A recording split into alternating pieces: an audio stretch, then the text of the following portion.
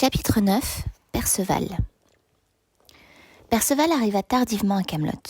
Galahad et Mordred étaient maintenant adultes et n'avaient renoncé ni l'un ni l'autre à leurs habitudes d'enfance. Mordred ne cessait de tourmenter Galahad, sous prétexte que celui-ci, contrairement aux autres chevaliers, ne passait pas sa vie à courir à l'aventure par monts et par vaux. Au contraire, il était le plus souvent à la chapelle, en compagnie des moines, à parler, à réfléchir et à prier avec eux. Ce furent les moines qui lui fabriquèrent un grand bouclier blanc blasonné d'une croix rouge. Galahad se refusa toujours à expliquer sa conduite à Mordred, ou à qui que ce soit d'autre, si ce n'est pour dire qu'il attendait la grande quête de sa vie, et s'y préparait. Mordred avait néanmoins la sagesse de ne pas aller trop loin avec Galahad, car il savait, comme tous les chevaliers de Camelot, que Galahad était dorénavant le plus valeureux de nous tous.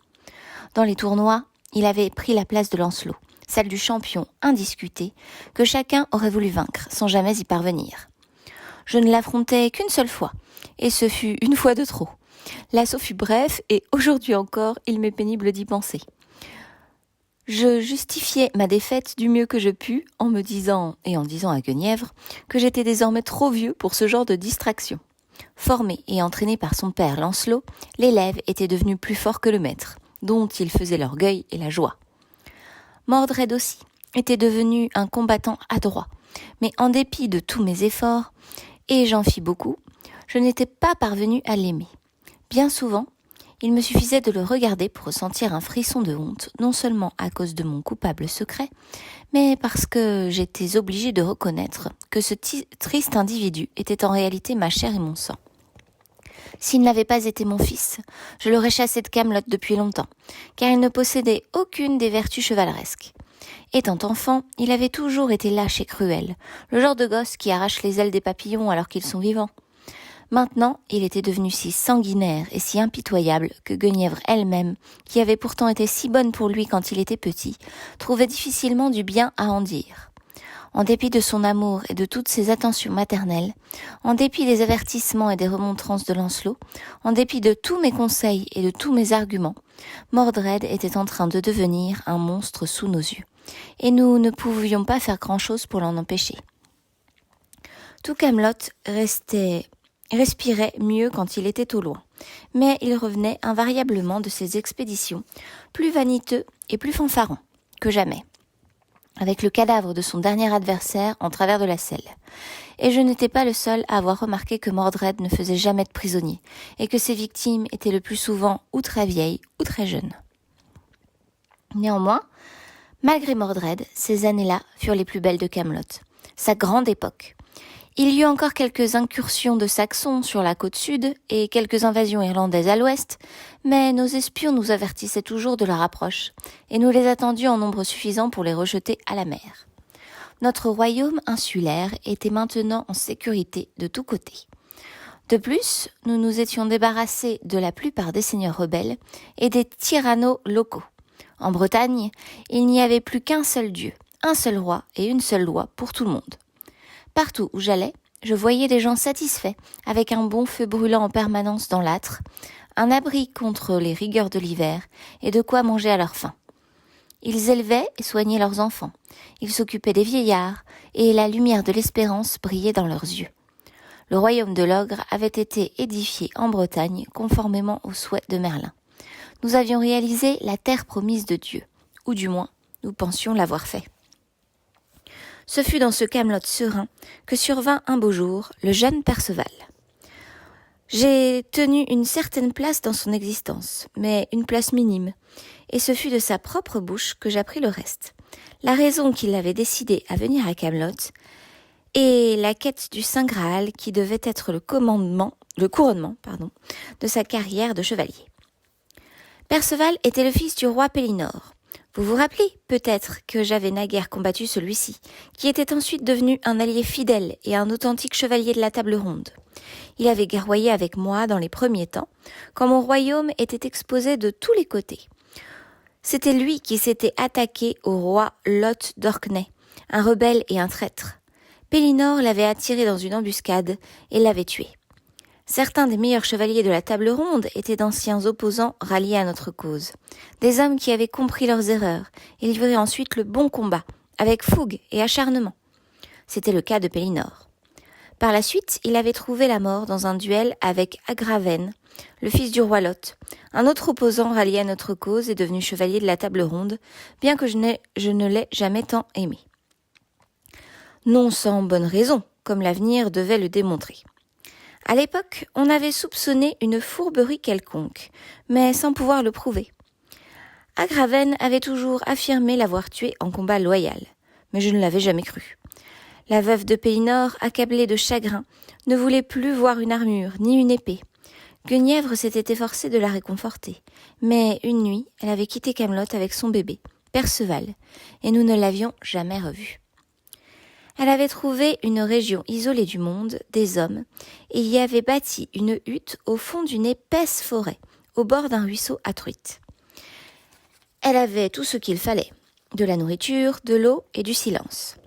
C'était là, dans cette forêt, que Perceval avait grandi. Durant tout ce temps, il n'avait jamais vu personne d'autre que sa mère, vêtue seulement d'une peau de loup. Il était devenu une créature de la forêt, cueillant des baies, des champignons et des fruits. Avec un bâton effilé, en guise de javelot, il avait appris tout seul à chasser le sanglier, le cerf et le loup. Un jour, alors qu'il pistait un loup à travers bois, il posa le pied sur quelque chose de pointu et de froid, nettement plus dur que du bois. S'accroupissant, il découvrit une javeline parmi les feuilles mortes. La hampe était pourrie et tomba en poussière dès qu'il la toucha. Mais le fer, quoique rouillé, était encore acéré. Sa forme fit immédiatement deviner à Perceval l'usage qu'il pourrait en faire. C'était la première fois de sa vie qu'il voyait du métal. Il le débarrassa d'une partie de sa rouille en le frottant sur la pierre et brûla le reste à la flamme. Après quoi, il le polit longuement, et le fer de lance devint si brillant qu'on pouvait se mirer dedans. Émerveillé, Perceval courut le montrer à sa mère, qui soupira en secouant la tête et se détourna. Elle avait tenu son fils à l'écart de ce genre d'objet depuis si longtemps. Perceval la quitta pour se rendre à la Fresnaye, dans laquelle il avait toujours coupé ses épieux, et il tailla la plus belle hampe qu'il put trouver pour le fer étincelant de sa nouvelle arme. Il constata bientôt que celle-ci était parfaitement équilibrée, qu'elle filait tout droit quand il la lançait, et qu'elle perçait le flanc d'un sanglier à 50 pas de distance. Tous les soirs, il l'affûtait près du feu, et sa pauvre mère le regardait faire avec désespoir, car elle ne connaissait que trop bien l'usage qu'on faisait d'un tel objet dans le monde situé au-delà de la forêt, et dont Perceval ne soupçonnait pas l'existence. Au cours des années, Perceval s'écarta de plus en plus de la hutte familiale, et explora les secteurs de la forêt de plus en plus lointains, bien que sa mère l'en eût souvent dissuadé. Un jour qu'il était allé particulièrement loin, il était tapi dans les buissons et s'apprêtait à lancer son arme sur un cerf qui broutait paisiblement. Au moment où son bras se détendit et où la javeline s'envola en frémissant, le cerf releva la tête avec inquiétude et s'enfuit d'un bond sous le couvert, où il disparut. La javeline tomba sur le sol, et Perceval partit la rechercher en pestant contre lui-même. Il avait traqué ce cerf pendant la moitié de la journée, en essayant encore de comprendre ce qui avait pu lui donner l'alarme lorsqu'il entendit des bruits de pas. Levant la tête, il vit 3 chevaux se diriger vers lui entre les arbres. Leurs cavaliers portaient tous une armure et un casque luisant, une grande épée pendue au côté et un bouclier brillamment coloré. C'était la première fois que Perceval contemplait de telles splendeurs. Stupéfait, il le regarda bouche bée. Peut-être était-ce un rêve ? Pourtant, il semblait être en chair et en os, et voilà qu'il lui adressait la parole. « Vous nous regardez comme si nous étions des fantômes, » dit l'un d'eux. « Qu'est-ce que vous êtes ?» murmura Perceval. Et il recula sa javeline à la main, prêt à se défendre, ce qui les fit rire. « Nous ne vous ferons aucun mal, » dit le même chevalier. « Je m'appelle Lancelot. Et ces gentilshommes sont mes frères, Hector et Lionel. Nous sommes des chevaliers de la cour du roi Arthur, suzerain de Bretagne. Votre roi est le mien. Et nous rentrons à Camelot pour y fêter la Pentecôte. Et maintenant, à votre tour. Je vous ai dit qui nous sommes. À vous de nous dire qui vous êtes et d'où vous venez. » Perceval leur dit qui il était, et ils eurent du mal à le croire. « Ainsi, nous serions les premiers êtres humains que vous ayez jamais vus, s'enquit Lancelot. En dehors de ma mère, c'est exact, répondit Perceval.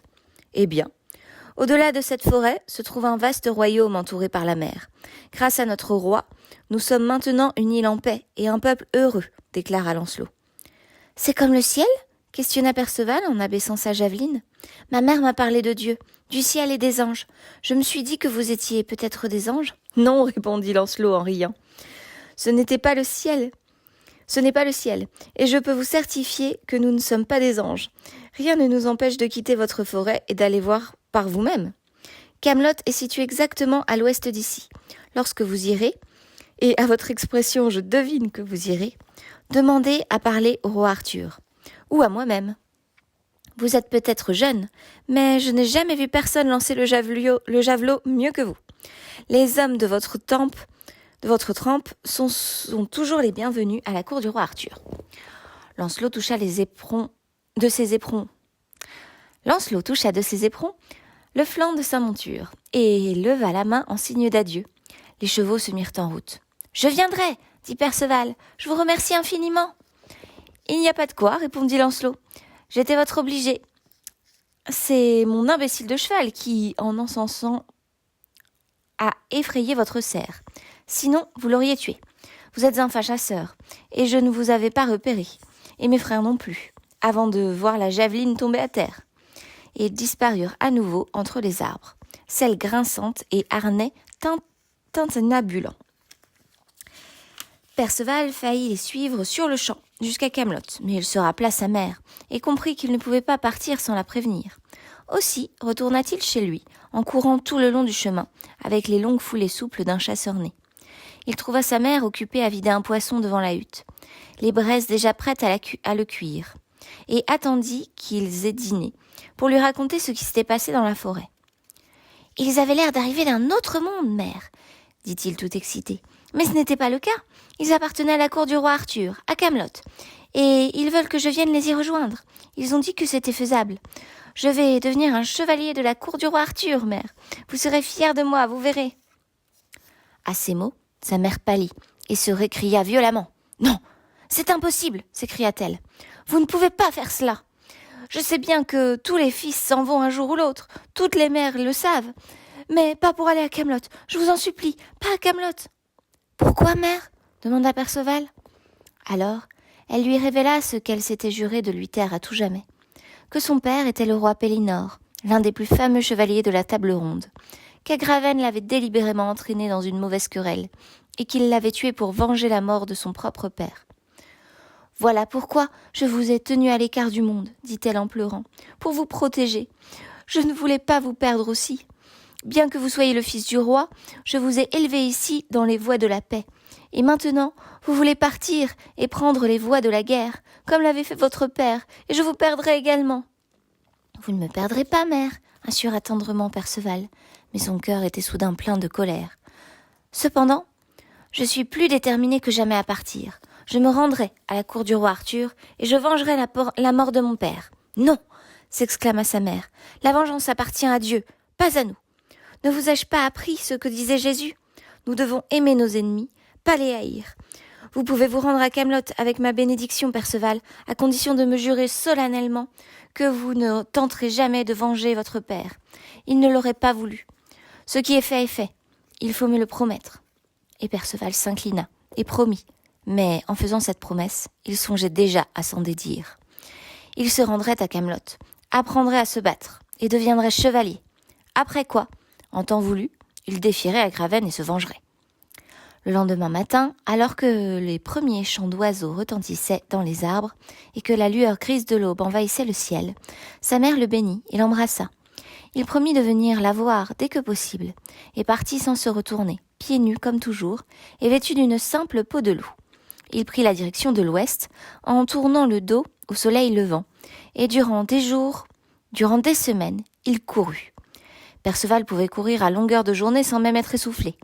Il finit par atteindre la lisière de la forêt. Devant lui, un vaste marécage s'étendait à perte de vue. Au milieu s'élevait une colline ceinturée d'un château et couronnée d'un triple arc-en-ciel. Le premier que Perceval ait jamais vu. « Camelot !» se dit-il. « C'est sûrement Camelot !» Il trouva la levée de terre qui permettait de traverser le marais et la prit au petit trot, sa javeline au poing. Lorsque, toujours courant, il parcourut les ruelles tortueuses du village et grimpa la rampe du château, les gens se retournaient sur son passage, parfois en riant.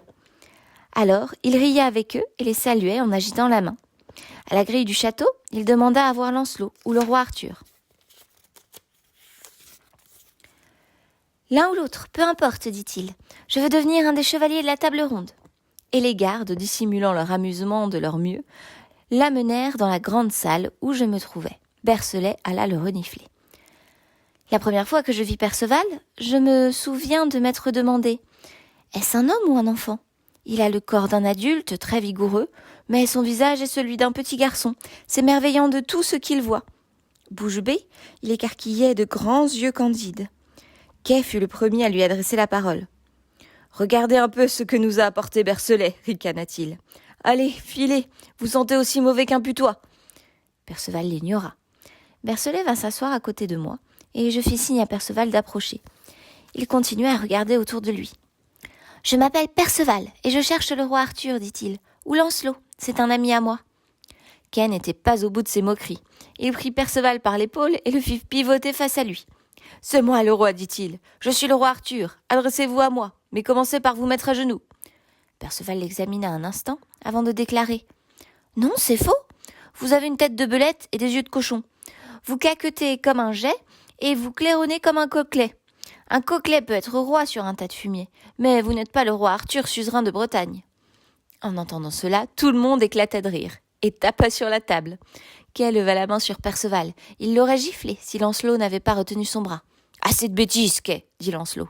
Et Perceval se retourna, le reconnut aussitôt et mit un genou à terre. « Non, dit Lancelot en le relevant, et il le tourna vers moi. « Vous n'avez pas à vous prosterner devant moi. On ne plie le genou que devant son roi.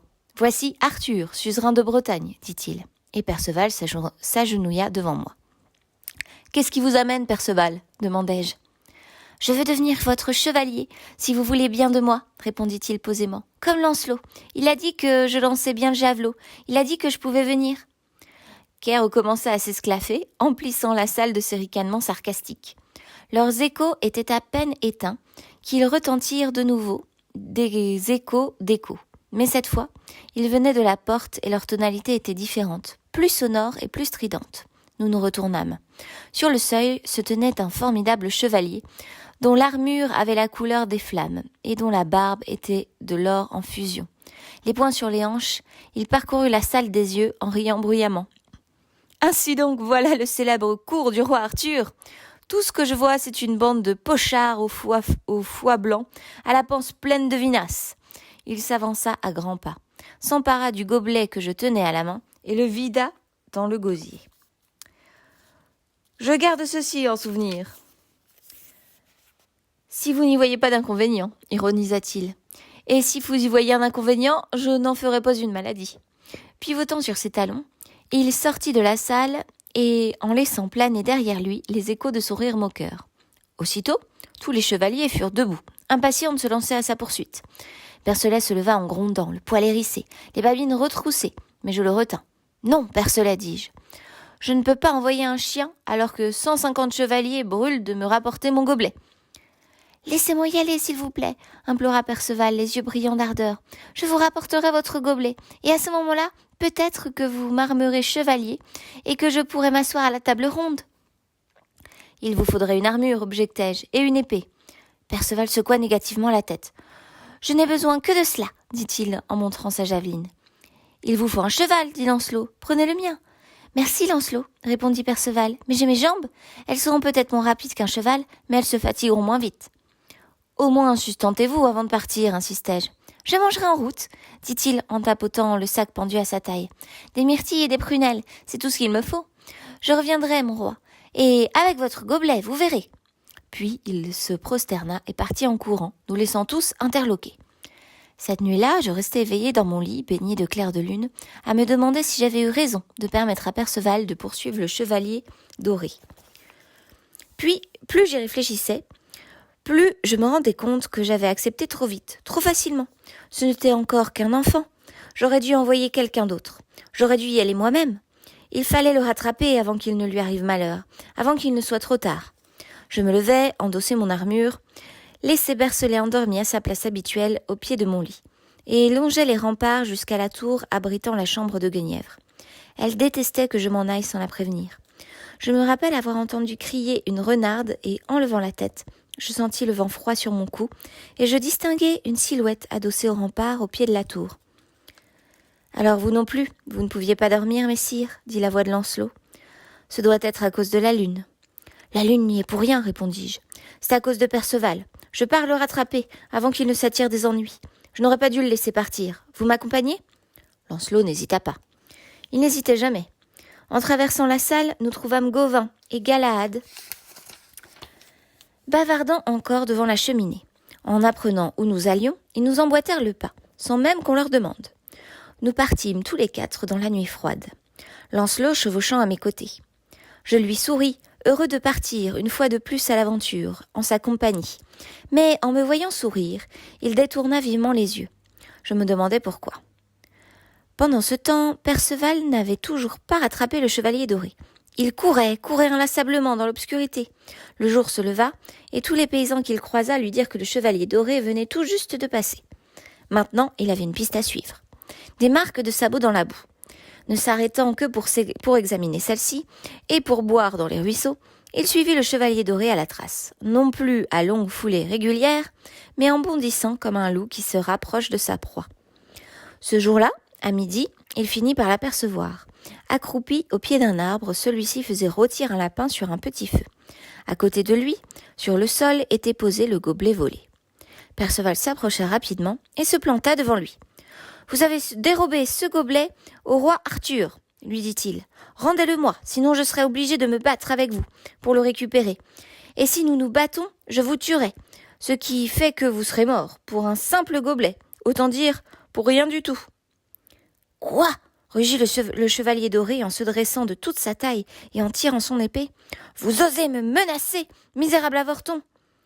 Cette lame va vous couper en deux moitiés qui détaleront chacune sur une jambe. » Il rit bruyamment et marcha sur Perceval en faisant tournoyer son épée. Il n'avait même pas pris la peine de mettre son aume. Les jarrets tendus, Perceval le laissa approcher.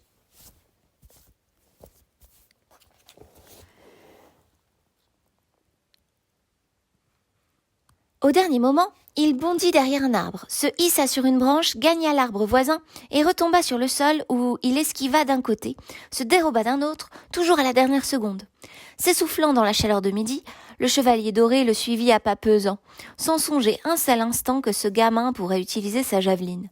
« Votre lapin est presque cuit, » dit Perceval. « Rendez-moi le gobelet, et nous nous en régalerons ensemble, comme deux bons amis. Sinon, je devrais le manger tout seul après votre mort. » À ces mots, le chevalier doré poussa un cri de guerre, à vous faire dresser les cheveux sur la tête, et chargea. Perceval fit un pas de côté et glissa sa javeline sous le bouclier de son adversaire, dont il transperça le cou. Le chevalier doré s'effondra, son cri coincé à tout jamais dans sa gorge. Lorsque nous arrivâmes sur les lieux, un peu plus tard, Perceval était penché sur le chevalier doré, auquel il essayait de retirer son armure. Sans grand succès, car il ignorait apparemment qu'il fallait commencer par défaire les boucles. « Vous vous y prenez mal. Vous ne pourrez jamais l'en extirper, dit Gauvin en riant, et il sauta de son cheval pour l'aider. Nous enterrâmes le chevalier doré là où il était tombé. « C'est la première fois que je tue un homme, » murmura Perceval, et il tourna vers moi des yeux pleins de larmes. « Ce n'est pas la même chose que tuer un animal, n'est-ce pas, messire ? Pourtant, c'était tout aussi facile. Et tout cela pour un gobelet ?» « Vous n'avez aucun reproche à vous adresser, » lui dit Gauvin, en l'entourant d'un bras consolateur. « Vous n'avez rien fait de mal. C'est lui qui a choisi de mourir. Et d'ailleurs, mourir n'a rien de terrible. La mort fait partie de la vie. À la minute où nous naissons, nous sommes condamnés à mourir. L'important, c'est ce que nous faisons tant que nous sommes vivants. Supprimer une vie est toujours mauvais. C'est toujours mal, dit Galahad. Il peut arriver comme aujourd'hui que ce soit le moindre de deux mots. Mais ne vous réjouissez jamais de la mort d'un homme. Quoi qu'il ait pu faire, c'est toujours un sacrilège. Et ce genre de satisfaction est trop fréquent à Camelot. Pour Mordred, comme pour quelques autres, un homme mort n'est rien d'autre qu'un trophée. Il tire gloire de chacun des cadavres qu'il rapporte au château. C'est indigne, c'est honteux. Perceval réfléchit un instant avant de demander. « Alors est-ce que ce serait juste ou injuste, bien ou mal, si un fils tuait l'homme qui a tué son père ?» Aucun d'entre nous ne paraissait désireux de lui répondre. Lancelot prit la parole. « Eh bien, Galahad, vous êtes mon fils. Estimeriez-vous mal de venger ma mort ?»« Oui, père, ce serait mal, répondit Galahad, sans la moindre hésitation. La vengeance n'est pas notre affaire, c'est celle de Dieu. Nous devons lui laisser le soin de l'exercer. Si les moines m'ont enseigné quelque chose, c'est que l'amour l'emportera toujours sur tout, sur toute haine, sur toute vengeance. »« C'est ce que m'a dit ma mère, s'écria Perceval, et il tomba brusquement à genoux devant moi. « Mon roi, il faut que je vous apprenne qui je suis, et pourquoi je suis venu à Camelot. Je suis le fils du roi Pélinor, cruellement mis à mort par Agraven, l'un des chevaliers de votre table ronde. C'est vrai que je suis venu ici pour devenir votre chevalier, mais au fond de mon cœur, je suis surtout venu pour me venger. Une fois armé chevalier et entraîné au combat, je comptais le défier et le détruire. » Il leva les yeux vers moi. « J'ai promis à ma mère de n'en rien faire, et cependant, je m'apprêtais à le faire. Un jour ou l'autre, il nous est arrivé à tous de trahir une promesse, dis-je. Si les promesses sont faciles à faire, elles sont également faciles à rompre. » Je dégainai Excalibur et profitais de ce que le jeune Perceval était agenouillé devant moi pour l'armer chevalier. Jamais encore je n'avais été aussi enclin à adouber quelqu'un. C'était sa franchise qui m'émouvait. « Bien, dit Gauvin, en le remettant sur ses pieds, lorsque ce fut terminé. Voilà une bonne chose de faite. Maintenant, il dispose d'une armure. Vous pouvez également prendre le cheval du chevalier doré. Je doute qu'il en ait encore l'usage. Le reste, c'est moi qui vous l'apprendrai. » Il étreignit Perceval et le serra un instant sur son cœur. Puis il le tint à bout de bras et l'examina de la tête aux pieds. « Doux Jésus, dit-il en secouant tristement la tête. Regardez-moi ça. Les yeux brillants et toute sa vie devant lui. Ce que je voudrais retrouver ma jeunesse. » Lancelot et moi nous regardâmes en pensant la même chose. Nous reprîmes donc tous le chemin de Camelot, et ce soir-là, on festoya. Perceval occupa son siège sur lequel une main inconnue et invisible avait miraculeusement inscrit son nom, comme chaque fois qu'un nouveau chevalier s'asseyait pour la première fois à la table ronde. Le repas terminé, je fis venir Agraven, et devant Perceval et toute l'assemblée, il demanda pardon de ce qu'il avait fait au roi Pélinor, bien des années auparavant. Lorsque les deux hommes se donnèrent l'accolade en signe de réconciliation, toute la salle croula sous les applaudissements, les coups de sifflet et les vivats. Les chevaliers tapèrent des pieds et martelèrent la table ronde en entrechoquant assiettes et gobelets. Ému aux larmes, je me tournai vers Guenièvre sous son baldaquin pour partager avec elle la joie de cet instant. Mais elle n'était pas là, et je m'aperçus que le siège de Lancelot, à côté de celui de Gauvin, était également vide. La main glacée du soupçon me serra le cœur, et je repensai à ma rencontre avec Lancelot sur les remparts, au pied de la tour de Guenièvre. Maintenant, je comprenais pourquoi il se trouvait là. Je fermai les yeux pour cacher mes larmes, et je pleurais intérieurement sur l'ami que j'avais perdu, sur l'épouse que j'avais perdue. Lorsque je rouvris enfin les yeux et regardai autour de moi, je me rendis compte à leur expression qu'ils savaient tous depuis longtemps ce que je venais de découvrir. Un silence contraint pesa sur la salle. « Alors, dis-je, qu'est-ce que vous regardez ? Où est passée la joyeuse ambiance du festin ? Le vin la ranimera, il la ranime toujours. Buvez, mes amis, buvez !» Cette nuit-là, nous bûmes plus que de coutume. Mais je savais déjà que l'âme de Camelot était morte à tout jamais, qu'aucune quantité de vin ou de bière ne pourrait la faire revivre, et qu'une longue et triste route s'ouvrait désormais devant nous. Hébété par l'ivresse, je montais dans ma chambre et m'agenouillais pour prier, comme je le faisais étant enfant. J'implorais Merlin, j'implorais Dame Nimue, j'implorais Jésus, j'appelais désespérément à l'aide. Aucune voix ne me répondit. J'étais complètement seule. Au matin, ma décision était prise. Je me levai de bonne heure et envoyai chercher Lancelot pour chasser au faucon. Nous partions lorsque Guenièvre arriva en courant. « Je peux venir avec vous ?» demanda-t-elle. J'eus du mal à la regarder en face. « Non, répondis-je sèchement. Nous irons seuls. »« Mais nous y allons toujours ensemble, insista Guenièvre en posant la main sur mon étrier. »« Nous y allions, rectifiai-je, et je partis. Lancelot chevauchait à côté de moi. son faucon favori sur le poing, dûment chaperonné. Nous longeâmes la levée de terre en silence jusqu'à l'orée de la forêt, dans laquelle je savais que nous serions hors de vue. « Nous allons nous arrêter ici, dis-je.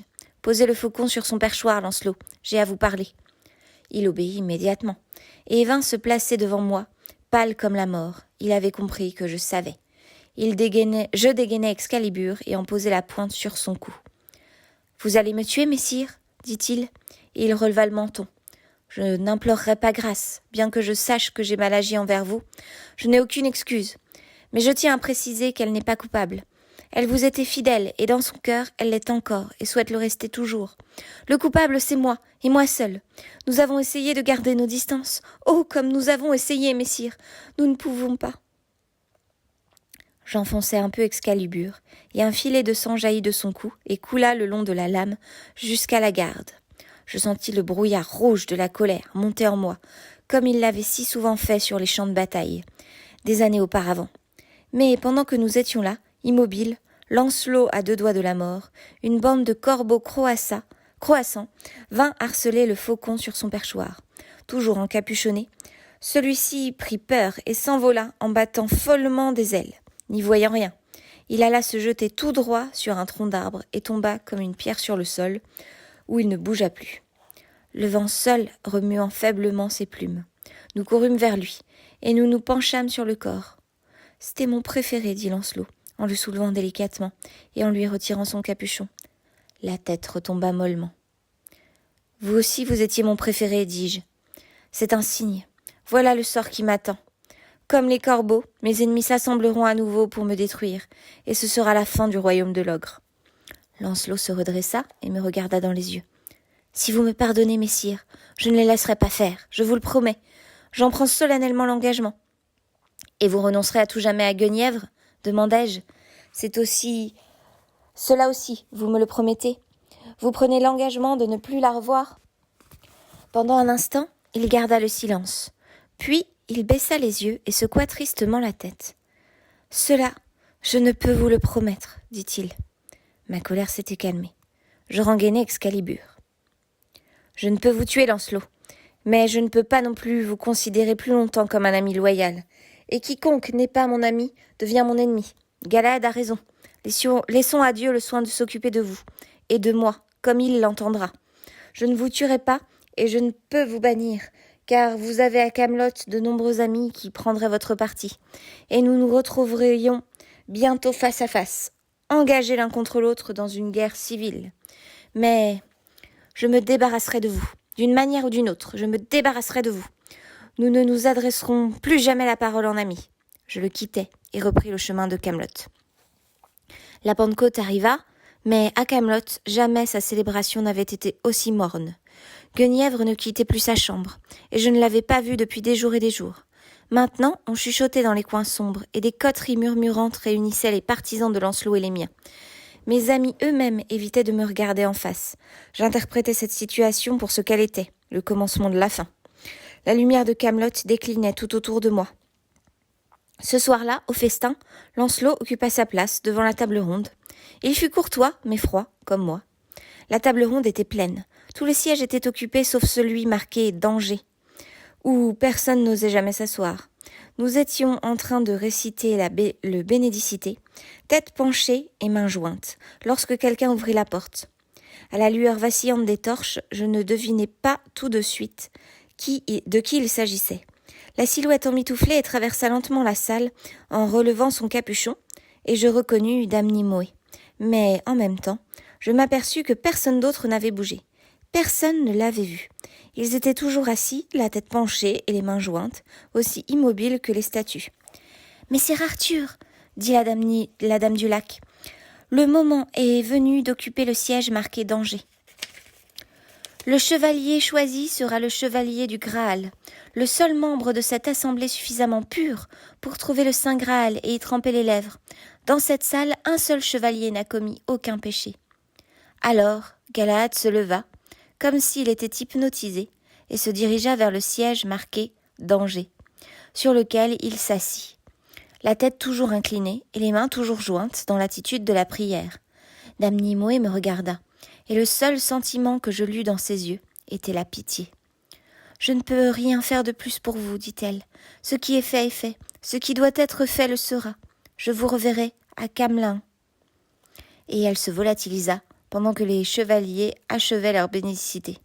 Soudain Lancelot se leva d'un bond, le bras tendu vers Galahad. « Debout, mon fils, levez-vous » s'écria-t-il. « C'est la mort de s'asseoir là. »« Pas pour moi, père, dit Galahad, car je suis le chevalier du Graal, et je m'apprête à être chargé de la quête du Saint Graal, à laquelle je me prépare depuis des années. » Tandis qu'il parlait, la salle fut balayée par un brusque coup de vent. Le tonnerre gronda d'un bout à l'autre du ciel, et un éclair s'abattit juste au-dessus de nous avec un tel fracas que le château trembla sur ses fondations.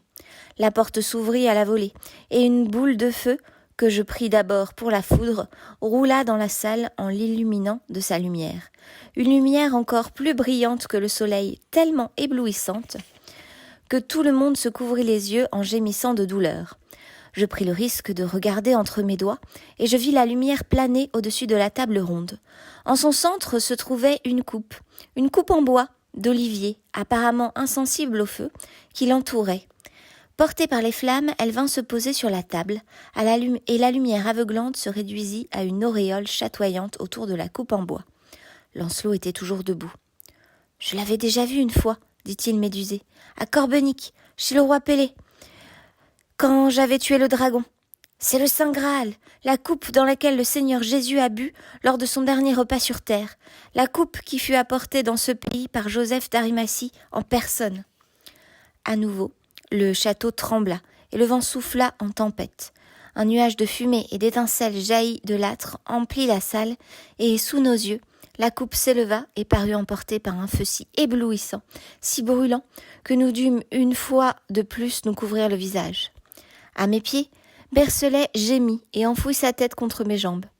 Et puis, les portes se refermèrent, le vent tomba et la fumée se dissipa. Lorsque je levai les yeux, la coupe avait disparu. Dans le silence hébété qui suivit, Galahad vint s'agenouiller devant moi. « Je regrette de vous quitter, messire, dit-il, car je crains que vous n'ayez bientôt le plus impérieux besoin de vos chevaliers les plus loyaux. Mais il faut que je parte. Je dois me mettre en quête du Saint Graal, qui, comme l'a prédit mon père, est effectivement la coupe dans laquelle notre Seigneur Jésus a bu lors de la scène. Rien n'est plus sacré. Je ne vous reverrai plus, messire. Je ne reviendrai jamais à Camelot, car ma quête ne sera achevée que lorsque j'aurai trouvé le Graal et que je l'aurai porté à mon Père du ciel. Puis-je partir avec votre bénédiction ? » ?»« Si vous devez y aller, Galahad, il faut y aller, répondis-je tristement. Et je vous bénis de grand cœur. Je ne suis votre roi que sur cette terre.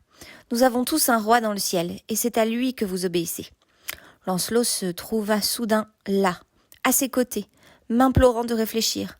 « Ne le laissez pas partir, messire, c'est mon fils unique, il est tout ce que je possède au monde. » Je regardai Lancelot, et pour la première fois, je le haïs. Et brusquement, la solution m'apparut, une solution terrible, un moyen de me débarrasser de lui. Au pire des cas, elle aurait au moins le mérite d'empêcher Guenièvre de le voir pendant très, très longtemps. Et au mieux, oui, je l'avoue, maintenant franchement, celui de me débarrasser de lui à tout jamais. « Alors accompagnez-le, Lancelot, dis-je. Je ne peux pas arrêter Galahad. Dans toute l'histoire de Camelot, aucune mission n'a jamais été aussi importante que celle-là. Vous savez où se trouve Corbenic, l'endroit où vous prétendez avoir vu le Saint Graal. Eh bien, Galahad est votre fils. Pourquoi ne partiriez-vous pas avec lui, pour le protéger, pour le guider ? Vous ne voudriez pas le laisser seul, n'est-ce pas ? » ?»« À vos ordres, messire, répondit-il, et ses yeux me perçaient à jour. Je l'accompagnerai. En entendant cela, Gauvin bondit. « Moi aussi, s'écria-t-il. Et moi également, ajouta Bors. « Permettez-moi d'aller avec eux, messire, implora Perceval. Je ne vous manquerai pas. » Ce fut bientôt la moitié des chevaliers présents qui me harcelaient pour que je les laisse partir. Lancelot posa sa main sur mon bras. « Votre désir de me voir mort va vous coûter votre royaume, messire. Il ne vous restera personne pour le défendre, et vous risquez fort d'avoir à le défendre vous-même. C'est vous-même qui l'aurez cherché. » Je savais qu'il disait la vérité, mais c'était une vérité que je ne voulais pas entendre. Le contact de sa main sur mon bras était plus que je ne pouvais supporter. Je le repoussai sèchement. « Emmenez qui vous voudrez, lui dis-je. Je ne veux plus vous voir à Camelot. » Je levai les bras et m'adressai à tous les chevaliers de la table ronde, en comprenant que ce serait la dernière fois. Si vous souhaitez participer à cette quête, dis-je lorsque le silence se fit, allez-y, et tous mes vœux vous accompagneront. Un homme doit aller où son cœur le conduit, n'est-ce pas, Lancelot ? Il ne me répondit pas. Cette nuit-là, j'étais couchée lorsque Guenièvre vint me trouver. J'avais prévu cette visite et fermé ma porte à clé. Elle m'implora à travers le panneau. « Ouvrez-moi, Arthur, s'il vous plaît !» Je ne répondis pas. « Si vous ne voulez pas me voir, je vous supplie au moins de m'écouter. Ne laissez pas partir Lancelot. S'il s'en va, je mourrai de chagrin. S'il reste, je vous promets d'être tout à vous, et seulement à vous, comme autrefois. Tout redeviendra exactement comme avant. Arthur, je vous en fais le serment. Arthur, s'il vous plaît !» Je restais figée dans mon lit, l'oreille tendue. Mes joues étaient baignées de larmes, mais c'étaient des larmes de colère. Lorsque j'entendis Guenièvre sangloter, je n'eus même pas pitié d'elle. Au matin, j'étais sur les remparts lorsque les chevaliers sortirent de la cour. Galahad et Lancelot, côte à côte, sans un regard en arrière. Gauvin, Gareth, Gaëris, Bors et Perceval sur son grand destrier caracolant, avec son armure dorée étincelant sous le froid soleil matinal. En tout, quelques 70 chevaliers. Ils suivirent la levée de terre et disparurent dans la brume. Je sentis Guenièvre à mes côtés. « Qu'avons-nous fait ?» demanda-t-elle. « Qu'avons-nous fait ?» « Nous nous sommes détruits nous-mêmes, répondis-je. Le royaume de l'ogre n'est plus. Camelot est divisé et à la merci de ses ennemis, et cela par notre seule faute. Peut-être était-ce trop demandé, dit doucement Guenièvre. Peut-être ne peut-on pas avoir le ciel sur la terre. Peut-être ne peut-on pas être parfait. Peut-être pas, acquiesçai-je, mais on peut essayer. Au moins, nous avons essayé, n'est-ce pas ? Et mes yeux scrutèrent les siens. Ces yeux que j'aimais toujours. Et je vis qu'elle éprouvait encore de l'amour pour moi. Mais nous savions tous deux que c'était désormais un amour flétri. Elle passait ses journées à la fenêtre. Durant des semaines, elle ne sortit pas de sa chambre. Mes nuits, hantées par la haine, les remords et les regrets qui bataillaient en moi, étaient interminables. Ce que j'avais fait était déjà assez horrible, mais ce que j'éprouvais l'était encore plus. J'attendais avec impatience des nouvelles m'annonçant non pas la découverte du Saint Graal, mais la mort de Lancelot. Je souhaitais sa mort, je priais le ciel qu'il meure, et j'implorais ensuite le pardon d'avoir fait cette prière. Tous les deux, nous attendions, nous étions dans l'expectative. Elle priait sûrement aussi, mais nos prières n'étaient pas les mêmes. De tous les chevaliers qui étaient partis, ce fameux jour en quête du Saint Graal, moins d'une vingtaine regagnèrent Camelot. Le premier à revenir fut Perceval. Quelques mois plus tard, par une nuit sans lune, il fit son entrée dans la cour du château, en compagnie de sa jeune épouse Blanchefleur, la fille cadette du roi Pelle de Corbenic. Je les emmenai aussitôt dans la grande salle où nous nous assîmes tous trois devant le feu. Comme ils se regardaient tendrement, comme je leur enviais leur amour tout neuf, mais j'avais de plus sombres pensées en tête. « Alors, demandai-je, incapable de m'en contenir plus longtemps, quelle nouvelle de Lancelot ? Quelle nouvelle du Saint Graal ?» À l'instar de beaucoup de combattants ayant survécu au cauchemar des batailles, Perceval se refusait à épiloguer sur les événements. Leurs souvenirs le troublaient, l'attristaient. En me répondant, il prit la main de Blanchefleur dans la sienne et la serra. Apparemment, Lancelot avait sillonné longtemps les landes désertes en compagnie de Galahad, essayant de retrouver le chemin de Corbenic, mais plus il cherchait, plus il s'égarait. Finalement, Galahad l'avait quitté et était parti de son côté, comme beaucoup d'autres chevaliers. Perceval et Bors avaient exploré tous les recoins du pays, sans trouver la moindre trace du Graal.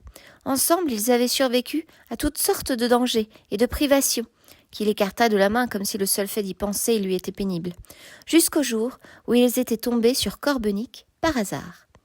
« Mais rien n'est jamais vraiment dû au seul hasard, n'est-ce pas, messire ?» dit-il avant de poursuivre. Galahad était déjà à Corbenic lors de notre arrivée, ainsi que Lancelot. Tous les quatre, nous fûmes les seuls chevaliers autorisés à voir le Graal. J'ignore pourquoi. Nous nous le passâmes de main en main, mais seul Galahad eut le droit d'y boire. Je me trouvais dans la chapelle de Corbenic lorsqu'il y plongea ses lèvres. Par la suite, nous trouvâmes son corps sans vie, agenouillé à la table de communion, alors que son âme était montée au ciel et le Saint Graal avec elle. Mais cette histoire n'est pas entièrement triste, messire. Ce jour-là, après avoir tenu le Saint Graal entre mes mains, après que nous eûmes enseveli Galahad, j'allais faire mes adieux au roi Pelle. Au moment où je lui serrai la main, sa vieille blessure guérit, et il se leva pour la première fois depuis 30 ans. Je ne peux pas expliquer ce prodige. Je n'essaierai même pas. Le roi m'invita aimablement à demeurer quelque temps chez lui, et Blanchefleur joignit ses instances aux siennes. Il lui sourit et serra sa main. Comme vous voyez, je me laissai convaincre. « Et Lancelot ?» demandai-je. « Qu'est devenu Lancelot ?»« Il est parti, » répondit Perceval. « Personne ne sait où il est allé, et je n'ai pas entendu parler de lui depuis. » Après cela, ils passèrent quelques jours à Camelot. Lorsque Guenièvre apprit qu'on était sans nouvelles de Lancelot, elle ne descendit même pas de sa chambre pour les saluer. Je priai Perceval de rester, mais il refusa. Le roi Pelle, bien que complètement rétabli de sa vieille blessure, était maintenant très âgé, et il avait besoin de son nouveau gendre à ses côtés. Perceval repartit bientôt pour devenir le seigneur de Corbenic, et je ne devais plus le revoir. Bors fut le second à revenir. Il arriva en pleine nuit, et on l'amena dans ma chambre. Ayant toujours été d'un naturel taciturne, il ne raconta pas grand-chose sur ce qui lui était arrivé.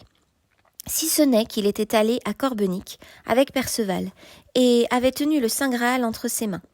Lorsque je l'interrogeai sur Lancelot, il me répondit seulement « Il est vivant !» Et après réflexion, il ajouta « Il m'a chargé de vous dire qu'il vous aime toujours, mais qu'elle aussi, il l'aime toujours. Il vous promet qu'il ne reviendra jamais à Camelot. » « Ses promesses, je les connais, dis-je. Si jamais il s'avise de revenir, ce sera la guerre entre lui et moi. »« Je sais, messire, » dit Bors. « Lui aussi le sait, et tout le monde le sait. S'il revient, il nous faudra choisir entre vous deux. »« Et qui choisirez-vous, Bors ?» demandai-je. Mais il n'eut pas le temps de répondre. Guenièvre se tenait sur le pas de la porte, pieds nus, une bougie à la main. Elle semblait être dans un état second, un peu comme une somnambule. « Il n'est pas mort ?» murmura-t-elle. « Alors il reviendra me voir. Je sais qu'il reviendra. »